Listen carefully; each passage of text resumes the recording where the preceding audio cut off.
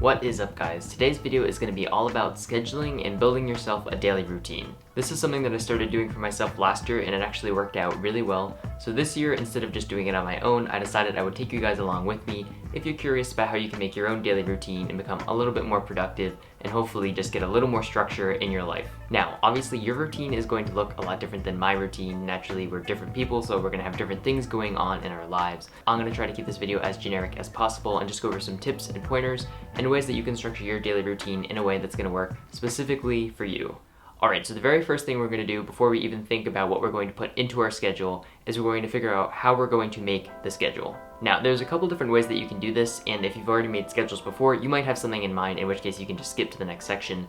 But the three main things that I would suggest are either scheduling by hand, using some sort of app, or using a spreadsheet like Excel. Personally, I prefer to use Excel for this. It's pretty easy to use and to learn, and it's also really easy to change things, and it gives me the flexibility that I want. Just choose something that's actually going to work well for you and your style of scheduling. Now that we've figured out how we're going to make our schedules, the next thing I would recommend is setting things up into time blocks. When I say time blocks, I mean, are we scheduling things by 15 minutes, 30 minutes, every hour? Basically, you want to make sure that you don't schedule things down to the minute because that just becomes unrealistic and then your day is hyper planned. When I created my schedule last semester, I'm pretty sure I planned things down to the 15-minute mark, and that was okay. I wouldn't recommend going any lower than that, such as planning every 5 minutes of your day. And to be honest, 15 minutes is probably a little bit too constricting for a lot of people, so I would say as a rule of thumb, don't go lower than 15 minutes, and you might be better off doing every 30 minutes of your day as a time block. Alright, now it's finally time to start making our schedules. If you're like me, this is the fun part of this exercise, and you might be really excited to start throwing some things on there that you really wanted to start doing with this semester, but let's take a step back before we do that and focus on giving ourselves some structure in our schedules before we throw that other stuff in there. The very first thing that I recommend you do at this stage is figure out when you want to go to bed and when you want to wake up in the morning. Like I mentioned in my latest video, this summer I was doing 11 to 7, and this semester I'm actually going to try to do 10 to 6. Now that's probably earlier than a lot of you are trying to do. I know that we're in college and a lot of people will probably be staying up till 12 or 1 o'clock in the morning. The key is just figure out something that's realistic for you. If you go to bed at 12 o'clock right now, probably don't set a 9 o'clock bedtime for yourself because you're never going to follow that. Set something that's realistic and actually try to stick to it. Now that we've taken care of your sleep schedule, let's focus on some of the other core things that happen every single day. For example, that would be when you eat your meals, so maybe that's breakfast, lunch, and dinner, or maybe it's just lunch and dinner, however you like to eat your meals. For me, that's typically lunch at around 11:30 and dinner at about 5 o'clock. Once again, these don't have to be set in stone, but you're basically giving yourself a guideline for when you're going to eat your meals and how much time you want to allocate for these things. So we've taken care of your sleep schedule and we've added in your meals, so now you're starting to get a little bit of structure to this. And probably the last main thing that you need to add in here is your class schedule. Now, I recognize that this semester you might not be having a lot of classes in person, probably depends on where you're going to college, but if you have a lot of things in person, you can probably pretty easily schedule these into your days because you know your schedule. If you're someone who's taking a lot of classes online and you have flexibility in when you take them, this is going to be a little bit trickier of an exercise for you because you actually have a lot of freedom in when you take your classes. I would recommend you try to be consistent and still pencil them in for a certain time each day, but this is something that's kind of up to you, obviously, so you can figure out how tightly or how loosely you want to schedule your classes into your schedule. Alright, at this point we've taken care of the shell, which is when you're sleeping, eating, taking your classes, and the core stuff like that. In the next section, we're going to focus on some of the other things that maybe have a little bit more flexibility in your day, and starting to allocate times for all of those things. So at this stage, before we actually start penciling anything into our schedules, what I recommend we do is write down all the things that we need to do and all the things that we want to do. So for the things that we need to do, this could be things like doing laundry, taking showers, hopefully going grocery shopping, stuff like that that you actually need to do on either a daily or weekly basis just to keep functioning. A good way of doing this and making sure you don't miss too much is thinking about what you did in the past week or maybe what you're planning to do in the next week and writing down everything that comes to mind that you actually need to do. After we figured out all the things that we actually need to do, now we can focus on the things that we want to do. So for example, this could be I want to read every day, I want to work on my app every day, I want to go on a jog 2 times a week.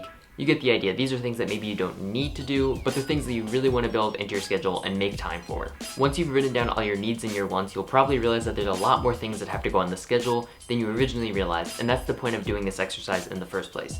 Now start putting some of those needs on there, followed by the wants, and start figuring out how things are going to fit together and how much time you realistically need to allocate for everything. Something at this stage that's really important to look out for is making sure you're building in breaks and transition time for yourself. I know it can be really easy because I've done it myself to say I'm going to do 2 hours of this thing, 1 hour of this, a half hour of this, and just jam them all together. But that's not the way the world works, and that's not the way humans function. Obviously we need time to transition, whether it's walking somewhere or just changing gears and getting into doing something else. And it's important to give yourself breaks. If you're really just going for 4 hours straight without a break, you're not going to be productive by the end of it. Make sure you're scheduling in some time for that, even if it's just 15 minutes, to give yourself a chance to transition and recover. Another thing that I think is important to point out is that you don't forget about the things that actually bring you joy.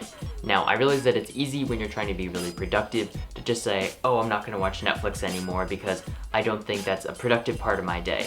And yes, it's probably not the most productive part of your day, but if that's something that you actually like to do every day and it's something that you enjoy, then you should probably pencil some time in for that, because otherwise you're probably going to be miserable and you're not going to want to stick to your schedule. Now, I'm not suggesting that you schedule in your 4-hour binge of your favorite show, because realistically, that's probably not what we're going for here, but just try to be reasonable with yourself and figure out how much time you actually want to allocate every day to your leisure things that's not going to make you miserable. Alright, so at this stage we should have finally finished our schedules. We should have our shell that has when we're going to eat, sleep, and take our classes. We've scheduled in all the things that we need to do and all the things that we want to do, and probably some leisure time, hopefully in there for you.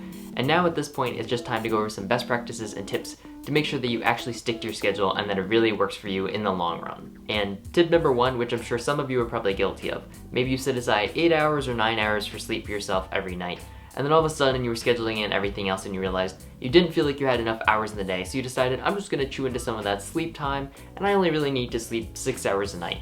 This is a really bad idea. Now, I realize that different people need different amounts of sleep. That's not what I'm trying to get at here.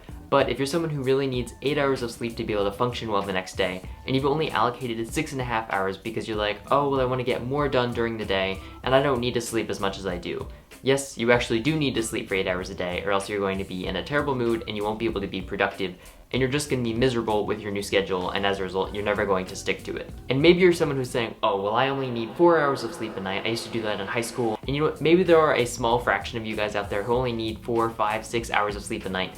And that's great. If you're one of those people, that's phenomenal. I wish I only needed a couple hours of sleep every night. But realistically, that's not the case for most of you. Looking at myself, I need about 8 hours of sleep a night, maybe 7.5. But if I'm getting less than that, I am just not going to be able to function nearly as well the next day. So when you're making the schedule, just remember to try to be realistic with this, and remember that sleep is definitely a valuable asset, and it's not something just to be scheduled away to try to get more done during your days. And tip number 2, don't be afraid to make changes to your schedule. Realistically, the schedule that you made today is not going to align exactly with what you're doing 8 weeks from now, and that's totally okay. Be ready to make changes down the line to your schedule as you see what works and what doesn't work. One of the worst things you can do is let your schedule get either too out of date or just be too unrealistic, because then you're not going to follow your schedule anymore, in which case this whole exercise was pointless. You want to be making those changes. Maybe it's little compromises like giving yourself a little bit of extra leisure time just to keep yourself happier and keep your mental health good. And hopefully if you're able to do that, you'll actually stick to the schedule, which is so much better than having no schedule at all. Alright guys, if you got something out of this video, please hit that thumbs up button. I really appreciate it. And if you're new here, consider subscribing for new videos every single week. That's it. Thanks for watching, and I will catch you guys in the next one.